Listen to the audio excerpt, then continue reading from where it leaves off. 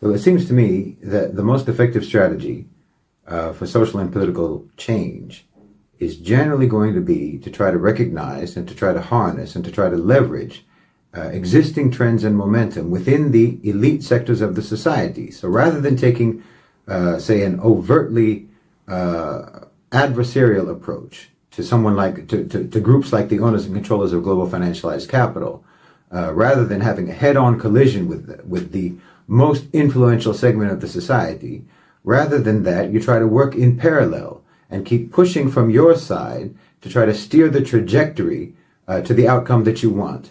So the OCGFC are moving in this direction, of course, for their own reasons, in pursuit of their own objectives.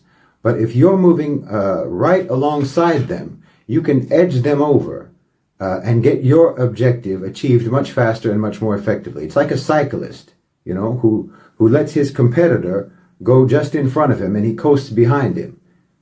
It almost pulls him along, and then you can just cut around him once you get close to the finish line, something like that. Because if you're just going to try to confront the OCGFC directly in an aggressive, adversarial, oppositional manner, well, they'll crush you. They'll crush you in an instant. And in that case, I don't even know why you did what you did, except to just try to make yourself feel like you were doing something. But you weren't really serious about trying to achieve any objective. But if you use a strategy of coasting along with the existing momentum of the OCGFC, little by little, altering the trajectory to your advantage, or else convincing them that your goals are not oppositional to their goal, and that your goals don't totally undermine or oppose their goals, then you have a much better chance, I think, of realistically accomplishing something. I mean, look at the Article 6 campaign that we're involved in now, for example. Calls for the U.S. to be expelled from the United Nations. This campaign is informed by the momentum of BRICS and the pivot to the Global South, which is something that the OCGFC are supporting. So you can see a number of indicators, in my opinion, that suggest that the OCGFC have lost any sense of fealty to the United States. They don't have any sense of Western nationalism because, after all, they're bigger than states themselves. They don't care about flags or borders or have any loyalty to any country. I mean, you can see how they're unleashing a scorched earth policy in Europe economically.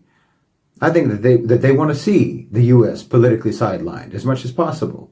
I mean, think about it. With regards to the UN, there's no real reason why the OCGFC would oppose the expulsion of the United States from the United Nations. They could benefit from that. Any reduction in American political power just creates a vacuum that they can then fill. If the U.S. is expelled from the UN would lose one of its major sources of funding, and that would only increase the potential opportunities for the OCGFC, who could make deals to multiply public-private partnerships and sponsorships and so on, and expand their economic influence at the United Nations. I mean, the private sector already funds many specific programs and projects at the United Nations to the tune of $1 trillion. There's nothing that they love more than an influential institution that needs money, except maybe a government that needs money. And if that institution or that government doesn't need money, then one of their favorite things to do is to try to get that institution or that government defunded and in debt one way or another, so that it will come to them hat in hand. So the OCGFC could see the expulsion of the United States from the UN, in my opinion, as just a logical progression of their campaign to capture public sector power and commandeer it for their own benefit. Or alternatively, if expulsion, or the case for expulsion, results in either the reform, the weakening, the sidelining, or the dissolution of the United Nations, then I think that the OCGFC could assert greater influence in whatever new international bodies, BRICS-oriented and BRICS-related organizations that are formed to replace the United Nations. That would give the OCGFC an opportunity to get in at the ground level to embed their influence in those new organizations. And I don't think that that's something that they would be opposed to. So I don't really see any meaningful reason why the owners and controllers of global financialized capital would necessarily oppose the invocation of Article 6 against the United States. I don't think that they're particularly interested in maintaining America's political global dominance. Or anyway, as I've said, I don't think that there are. I think that there are certain factions within the OCGFC that are not interested in that, and those factions that are more global oriented, which have already that are already embedding themselves in the BRICS project, and which are aiming to take advantage of the pivot to the global South. Now you have to understand, I'm talking now about what their motivations might be, what their objectives might be, and what their objectives logically are in terms of the transition of the moving of the center of gravity of the global economy to the southern hemisphere. What they want to get out of it, what they want, and what they want from our perspective is diabolical. They want to commandeer the whole transition to their advantage, to maintain and consolidate their power and control. That's what they want. That's what they're after.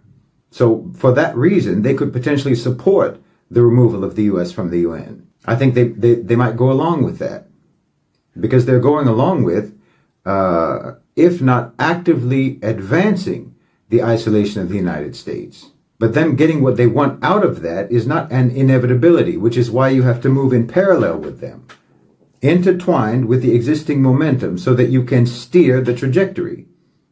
I don't think that you could do anything that would more assuredly guarantee that the OCGFC do get what they want than if you were to just collide with them in overt opposition.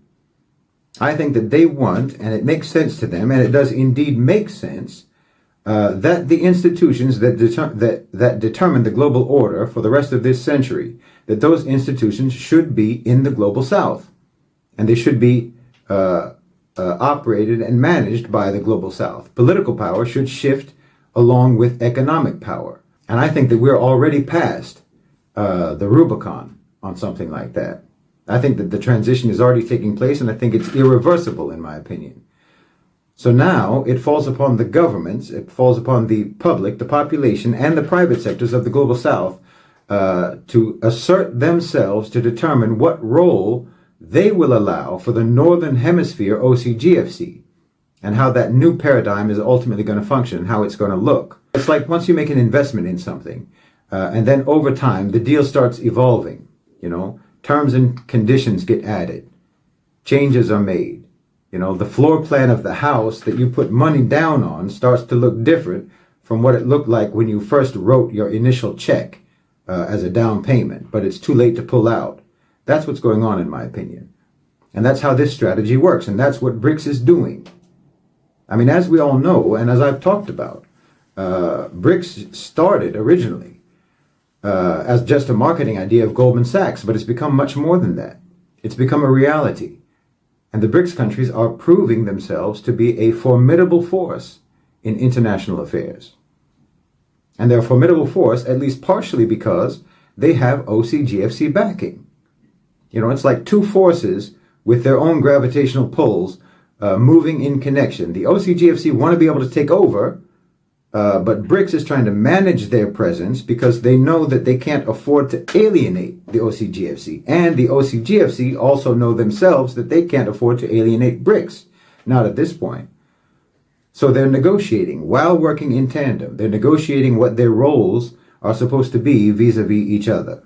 But now the terms and conditions for how that relationship will develop, what it's going to become, how it's going to look, and so on, that's going to be impacted by the public, by the populations of the Muslim world and the populations of the global South. And the genocide in Gaza is having a massive effect in this regard. And I've talked about this numerous times. I mean, the people of the global South are no longer distinguishing between the Zionists and the collective West. And this is playing out in the private sector with boycotts and with the buy local movement and supporting local domestic businesses and so on. And this is increasing the bargaining power of the BRICS governments vis-a-vis the OCGFC. It's like it's like the OCGFC are being invited to a party only to find out at the door that there's a dress code. So now you have to borrow a jacket and a tie from the host because you thought that it was come as you are, but it isn't.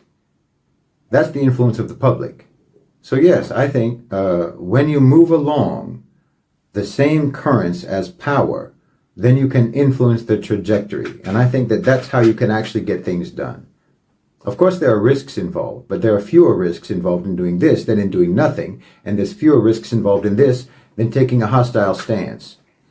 And no one should ever get themselves involved in any sort of a social and political effort for change if they think that that effort is supposed to solve all of the problems, because problems don't finish. Challenges don't finish. There's always going to be problems. There will always be things that go wrong. There will always be challenges. But that just means that there will always be challenges to win. There's always going to be opportunities to solve problems. There's always going to be opportunities to set things right that have gone wrong. So there will always be this noble work of trying to improve the lives of people and to improve society. We're never going to live in a time when everything is wonderful. But this is how we distinguish ourselves. This is how we earn the reward of Allah subhanahu wa ta'ala. This is how we can pass our test in this life. And then it's the next generation's turn. So what BRICS is doing, even once they achieve it, there's still going to be frictions. There's still going to be power struggles. There will still be problems. And we'll have to face those problems when they emerge. Or our children will face them, or their children. But the problem that we have right now is the problem that we're working on. And I think that we're following an effective strategy in addressing the problems of now, the problems of today. And we're not ignorant of the challenges that can emerge in the future.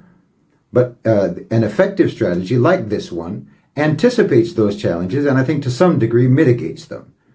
And I don't know what more you could ever realistically hope to do other than this. Because if you are going to try to do more than this, or you think you can do more than this, then you're probably not going to do anything at all. Because if you're getting involved in some sort of a movement because you think it's going to accomplish utopia, then all I can do is wish you a pleasant sleep and happy dreams, because that's the only place that you're ever going to find a utopia, is in your dreams. What we're interested in is real world improvement for the lives of the Muslims and the lives of the people in the global south more broadly. Political independence and economic sovereignty. And we're on a path, I believe, to achieving that. But of course, once that's achieved, then there will be a struggle to maintain it. But that's a struggle for another day and for another generation.